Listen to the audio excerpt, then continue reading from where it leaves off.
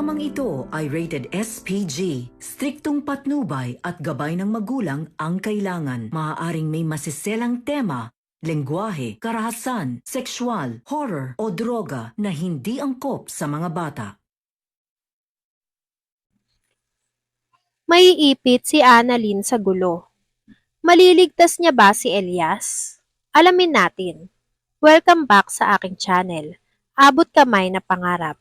Napaka-intense nga ng mga kaganapan sa Abot Kamay na Pangarap.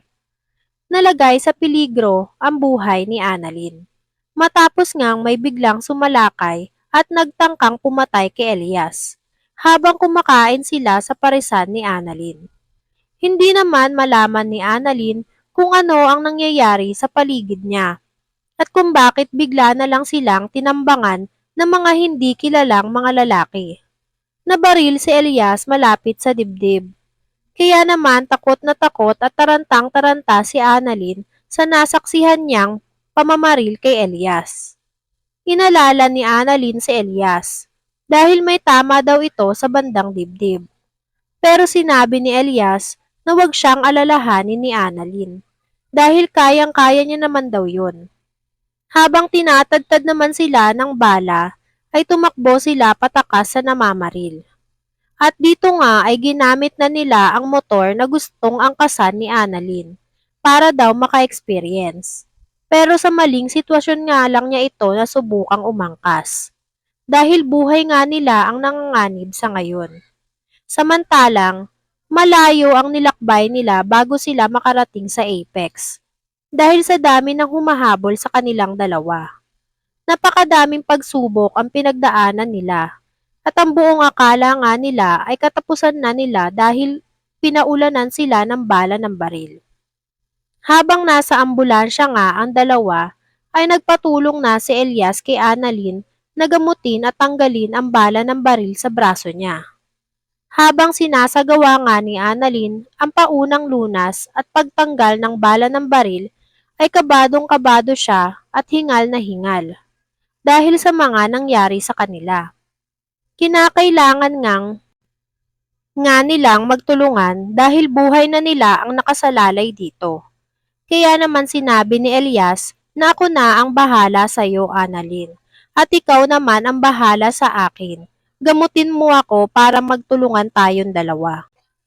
Kaya naman matapos ngang sabihin iyon ni Elias, ay agad na isinagawa ni Annalyn ang pagtanggal ng bala sa braso ni Elias. Pagkatanggal nga ng bala sa braso ni Elias, ay sinabi ni Annalyn na hindi nauubra ang self-medication lang dahil kinakailangan pa itong i-check ng maigi sa ospital. Wala nang nagawa si Elias, kundi ang magpadala sa Apex dahil kinakailangan na nga nila itong dalhin. Hingal at pagod na pagod si Annalyn sa pagsubok na pinagdaanan nila ni Elias. At nagtatanong nga siya sa isip niya kung sino yung mga taong humahabol sa kanila. At ano nga ang pakay ng mga ito kay Annalyn o kay Elias. Dahil bigyan na lang nga sila nitong sinalakay. Samantalang, sa Apex naman, natataranta na sila Nurse Karen at Nurse Evan sa napanood nila. Dahil nakita nila na may isang doktor na kasama sa engkwentro ng mga masasamang tao at sa ambulansya pa nga ito nakasakay. Malakas nga ang kutob nila na si Annalyn ang kasama ni Elias dahil magkasama nga itong dalawa at pareho ang description na sinasabi sa kanila. Nalaman ni Lynette ang tungkol kay Annalyn. Kaya naman gulat na gulat si Lynette dahil nasa peligro na naman ang buhay ng anak niyang si Annalyn. Takot na takot siya dahil sa panganib na naman ang buhay ni Annalyn. Kahit kakatapos pa lang nga ng virus na kinaharap nitong si Annalyn. Sinisisi ni Lynette ang sarili niya dahil nag-utos pa nga daw siya kay Annalyn na bumili ng pares.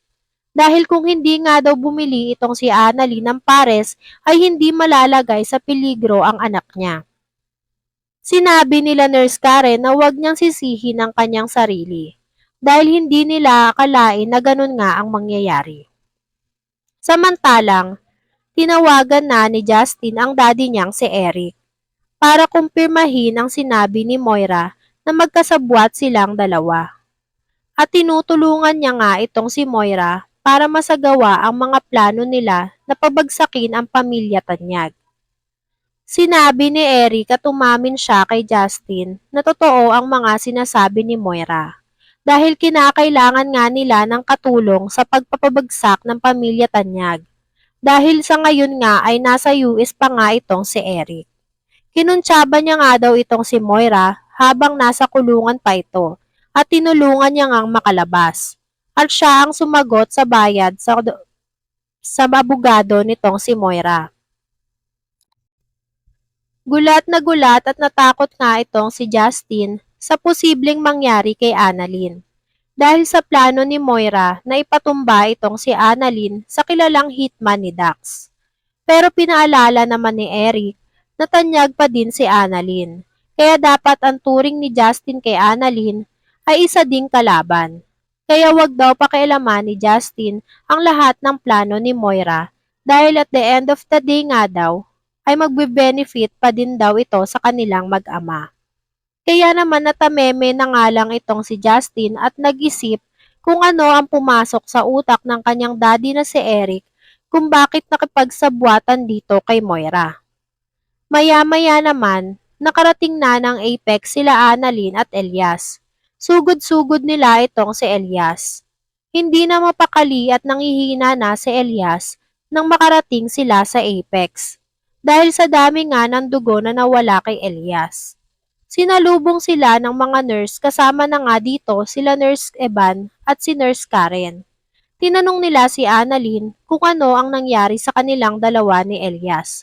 At bakit punong-puno nga daw ng dugo ang damit ni Annalyn.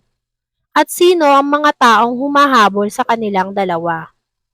Nabunutan naman ng tinik si Lynette nang makita niya nga si Annalyn na safe na nakarating sa Apex.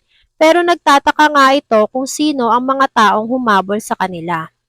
Dahil hindi niya nga daw mapapatawad ang sarili niya kapag may nangyaring masama dito kay Annalyn. Ginamot na ng mga doktor si Elias dahil kailangan na nga agad itong lapatan ng kaukulang gamot. Pagkatapos ngang gamutin si Elias, ay naging maayos din agad ang kalagayan niya. Dahil sanay na pala si Elias sa mga ganong eksena.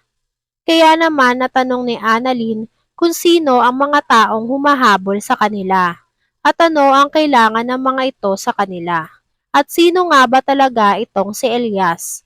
Dahil sa dami nga ng humabol sa kanila na masasamang tao. Aaminin kaya si Elias kay Annalyn? Yun na kaya ang hitman na inarkila ni Moira? Magsusumbong kaya itong si Justin sa mga natuklasan niya dito kay Moira?